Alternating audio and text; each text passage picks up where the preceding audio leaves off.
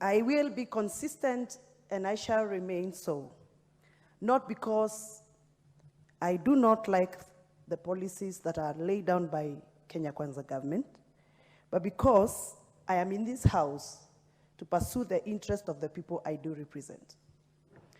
And the people I do represent are people who have priorities, and the people that I do represent are people who understand the mathematics of making money from the farms and making their livelihoods better.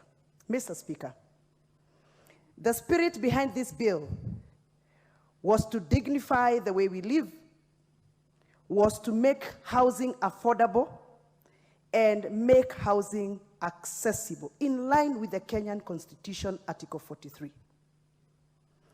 Mr. Speaker, I am excited that the courts of Kenya found it worth to give a clear and sober direction over the existence of a law that cited the need to align ourselves with the Constitution of Kenya. Mr. Speaker, when I speak about dignity, you can only be dignified if you are living in a house that the community where you live in appreciate as a home. A home where your in-laws can come in, can enjoy a cup of tea, can enjoy a cup of musik, can enjoy a cup of uji, and get an opportunity to enjoy sunlight. I do not expect that this block of flats that we are proposing we are going to construct in our homesteads are going to dignify our community lives. In fact, they are going to defranchise the cultural setups in our backyard. I cannot imagine my mother-in-law coming to my house in a 6th floor block and live opposite another neighbor who doesn't speak her vernacular and expect her to feel comfortable in such a setting if really you want to dignify me and dignify my people. We cannot come here to purport that we are dignifying people, and we are removing them from their cultural setup, away from what they can access for their cultural dignity, to bring them to a contemporary, modern understanding of what dignity is all about. Mr. Speaker, when I speak about dignity, I will be very excited as a member of parliament, specifically as a woman leader who has served in Kiambu County, and I understand Kiambu County very well. I will be excited if I could hear that we are dignified the people of Ruabori slums in Kikuyu constituency, where majority leader comes from. I will be very happy to hear that we are giving all the people who live in Ruabori slums, Kiambori slums. Thank you, majority leader. I would be very happy to hear that the people who are living in Kiambori slums, all of them are going to be dignified, and they're going to be given these houses in the most affordable way for them, remembering that most of them living in the slums have no constant income. They are not employed. I'll be very excited if these houses are going to be given to the people who are living in Thika constituency in a Geshagi known as Geshagi Kia Madharau, meaning it is a village of indignified life. I will be very happy if these houses are dignifying those people. I will be very, very happy if these houses are dignifying the life of the people who live in Gashagi Kamaratadi. That is in a village of houses made of paper, nylon paper, in Lari constituency. I will be very, very happy.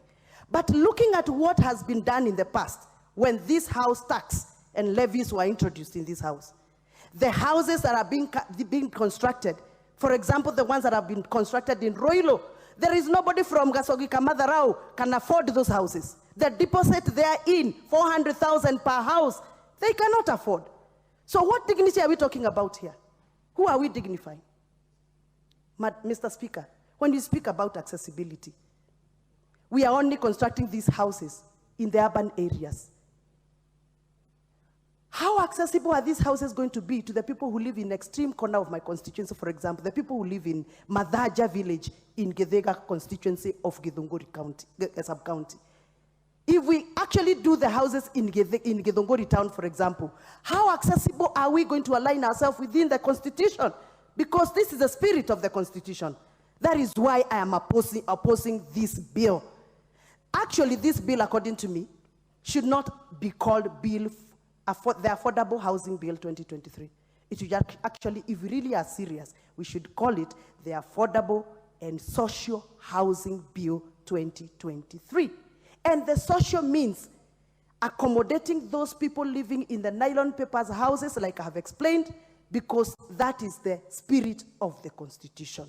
So I am happy because I have put in amendments. I hope those amendments are going to be considered on the floor of this House so that my contributions and my thoughts and other people's thoughts who are thinking like I am thinking can be put in place.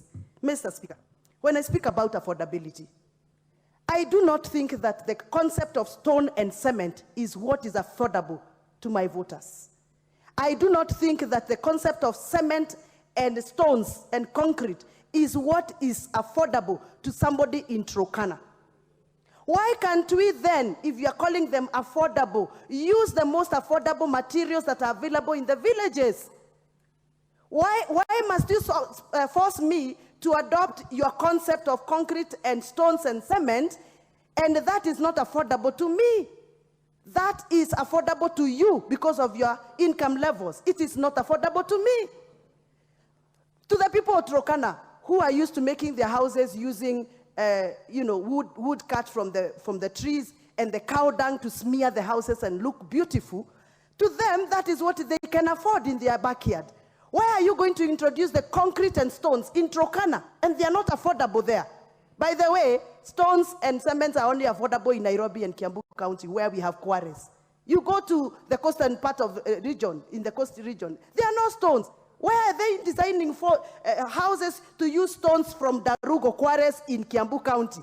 And trucks have to leave Thika or Roiro to go all the way to deliver stones in Kwale County, for example. Isn't it this a business model for some people? So that is why I am opposing this bill.